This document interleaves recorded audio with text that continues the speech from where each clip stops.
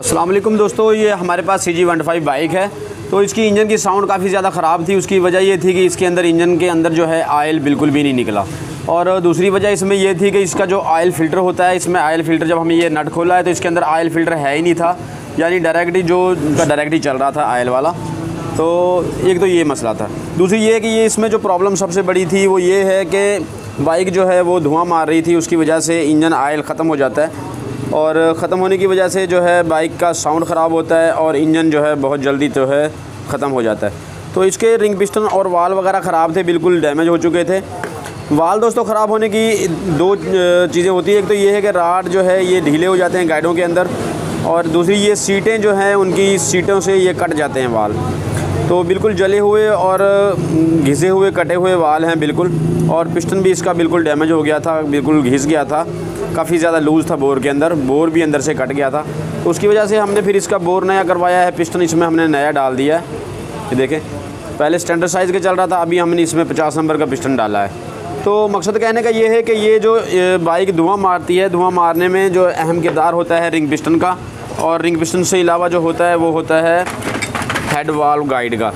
Head वाल हमारे अच्छे हों और इनकी जो साइज़ है, फिटिंग है, वो हेड के अंदर बिल्कुल पूरे होने चाहिए। ये गाइड जो होते हैं हमारे, ये गाइड बिल्कुल ठीक होने चाहिए, मतलब लूज़ ना हो। तो फिर हमारी बाइक में ये मसला नहीं आएगा कि हमारी बाइक जो है वो धुआं मारे, और ये साइज़ जो है बिल्कुल फिट होने चाहिए। तो हमने इसमें क्राउन के ओवर साइज़ के वाल डाले हैं। ये यहाँ पे शायद आपको नज़र आ रहा होगा, इस पर स्टैंप लगी हुई है CR की प्लस में। तो ये देखिए, ये ओवर साइज़ के वाल हैं, और ओवर साइज़ के वाल जो है बेहतरीन काम करते हैं, कोई मसला नहीं है। जेन्युइन गाइड जो है हमारे, ये जो गाइड हैं जेन्युइन, ये अगर हम लोकल लगवा देंगे तो ये जल्दी मतलब ख़त्म हो जाते हैं। तो हमने यही जेन्युइन ही रखे हैं, क्योंकि इनकी क्वालिटी, इनकी लाइफ ज़्यादा होती है। उसके अलावा जो दूसरी तीसरी चीज़ जो आती है वो वाल सीलें होती हैं। ये वाल सील जो हैं ये हार्ड हो जाते हैं चलने के बाद, कुछ अर्सा चलने के बाद, अगर लो क्वालिटी के हों। तो ये जब हमने खोली है तो ये देखें तो बिल्कुल ये हार्ड हो चुके हैं, बिल्कुल लकड़ी की तरह हार्ड हो गए, ये देखें। तो इसका मकसद होता है वाल के ऊपर से जो है इसको सफाई करना, और आयल को जो है इंजन के आगे, पिस्टन के आगे ना जाने देना। तो लेकिन ये बिल्कुल हार्ड हो गए, बिल्कुल लूज़ हो गए हैं वाल के अंदर, तो इनका मकसद जो है वो ख़त्म हो जाता है। तो इसलिए वाल सील जो है वो अच्छी क्वालिटी की इस्तेमाल करें, और वाल जो हैं वो भी अच्छी क्वालिटी के, और रिंग पिस्टन जो हैं वो भी, यानी ये काम सारे जो है आला क्वालिटी के होने चाहिए, अच्छी क्वालिटी के होने चाहिए, फिर ही जो है बाइक का इंजन ज़्यादा देर चलता है। इसके अलावा जो इंजन आयल है वो भी जो है वो सही ओरिजिनल इस्तेमाल करेंगे, आयल जो है वो टाइम पे चेंज करेंगे, तो हमारी बाइक का इंजन जो है वो ज़्यादा देर चलेगा। इंजन में ज़्यादा देर चलने के बाद भी कोई जो है ना मसला नहीं आएगा। तो यहाँ पे हमने इसके वाल और ये हेड का काम वगैरह सारा करवा लिया है। तो हमने ये वाल वगैरह फ़िट करने हैं इसके। जो इसमें बताने की जो चीज़ें थी वो मैंने आपको बताई हैं, और चीज़ें जो हैं वो आपने अच्छी क्वालिटी की इस्तेमाल करनी है। तो यहाँ पे हम इसके नीचे कोई चीज़, टैपर्ड कवर या कोई आयल का कैप इस तरह का रख लें, या कोई जो चीज़ भी आपको मिले वो रख लें। तो हम ये यहाँ पे गिरारी पड़ी हुई है हमारे पास, ये हम रख लेते हैं। तो इस तरीके से हमने क्या करना है कि इसके अंदर जो ये सीलें हैं वो हम क्राउन की इस्तेमाल कर रहे हैं। देखें, जिस तरह ये सीलें हार्ड हो गई हैं, तो ये सीलें हार्ड इसलिए होती हैं कि इनकी क्वालिटी अच्छी नहीं है। लेकिन जो क्राउन की सीलें हैं इनके अंदर हार्ड होने की प्रॉब्लम जो है बिल्कुल भी नहीं है, बहुत देर तक चलती हैं, और इनका मटेरियल जो है बहुत बेहतरीन क्वालिटी का बना होता है। तो CG125 में, CD70 में ये जो है मिल जाती है। तो आम रूटीन में इनमें थोड़ा सा ऑयल लगा के हम फिट करते हैं। तो फिटिंग करते हुए एक चीज़ का ख्याल रखना है कि हमने ये वाल सील लगानी है, तो इसमें हल्का सा ऑयल लगाना है और इसको इस तरह घुमा के फ़िटिंग कर देना है। ये देखें, अगर ये यहाँ से फ़िट करती दफ़ा टेढ़ी हो जाए और फट जाए तो उससे फिर क्या होगा कि हमारी बाइक जो है फिर से धुआं मारना शुरू कर देती है। तो इस तरह इसमें भी हमने ऑयल लगा लिया। तो ये देखें, अब ये सीलें हमारी लग गई हैं, तो इनको हमने यहाँ तक, यानी कि इतनी एहतियात है जो आपने लाजमी चेक करनी है। इसके बाद इसके स्प्रिंग लगा लें, स्प्रिंग मुड़े हुए जले हुए ना हो। ये स्प्रिंग का नज़दीक वाला हिस्सा नीचे की तरफ रख लें, और इस तरीके से इसको आपने लगाना है, यानी नीचे जो जिसमें ज़्यादा नज़दीक इसके ये चक्कर से ये जो वल हैं इसके ये ज़्यादा नज़दीक है, ये नीचे की तरफ हमने रखना है, ठीक है। तो इसमें हम ये रिटेनर लगा देंगे।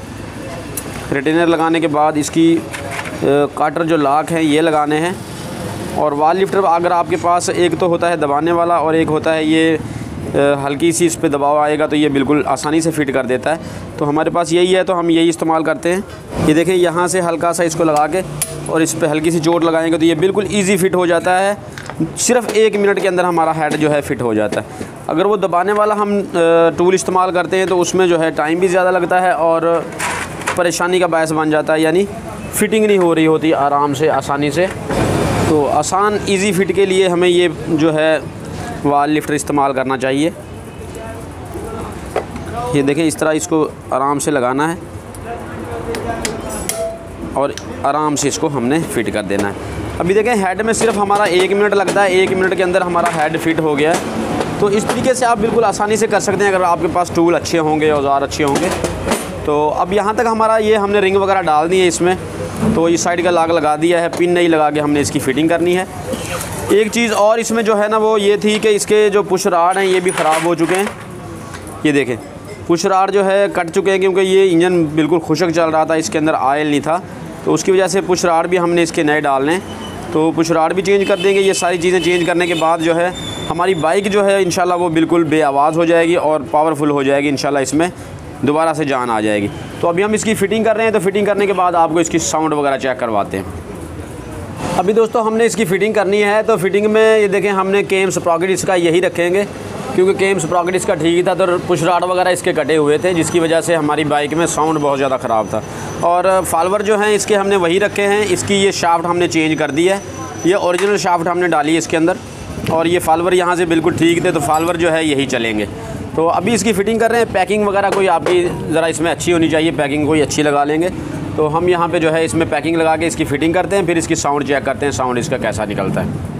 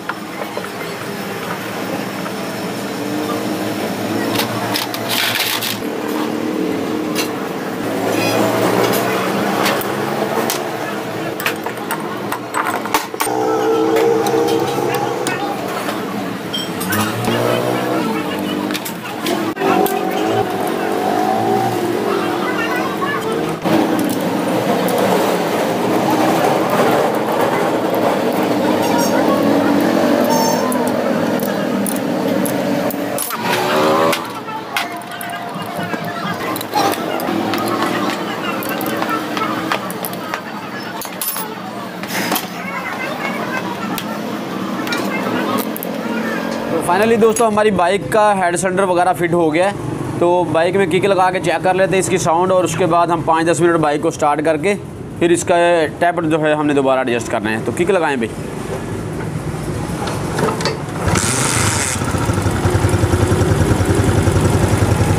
देखिए बाइक स्टार्ट हो गई है, हल्की हल्की टिक टिक की आवाज़ आ रही है, तो यानी वो टैपर थोड़े से हमने नरम रखे हैं। थोड़ी देर चलने के बाद जब हम इसको 5-10 मिनट स्टार्ट रख लेंगे उसके बाद हम बाइक को बंद करके दोबारा इसके टैपर एडजस्ट करेंगे। तो साउंड इसकी बेहतरीन हो गई है, साउंड इसकी चेक करवा लें। मैग्नेट साइड भी दिखा दें चल के एकदम। तो ये देखें साउंड जो है बाइक की बेहतरीन हो गई है बिल्कुल। साइलेंसर साइड भी थोड़ी साउंड चेक करवा दें। तो ये देखें बाइक धुआं मारता रहा है और इसके अंदर से अब भी ऑयल निकल रहा है साइलेंसर के अंदर से। ये देखें काफ़ी ज़्यादा जो है वो ऑयल है। तो साउंड इंशाल्लाह इसकी बेहतरीन हो गई है, इंजन इंशाल्लाह बेहतरीन चलेगा। साउंड इसकी जो है वो ज़बरदस्त है अभी इस वक्त। तो अभी हमने इसके टैपर वगैरह एडजस्ट करने हैं और उसके बाद बाइक को फाइनल कर देंगे। तो दोस्तों यही थी हमारी आज की वीडियो। उम्मीद है वीडियो आपको अच्छी लगेगी। वीडियो अच्छी लगे तो लाइक करके दोस्तों के साथ शेयर कर दें। मिलते हैं किसी नई वीडियो में, इजाज़त चाहते हैं। अल्लाह हाफिज़।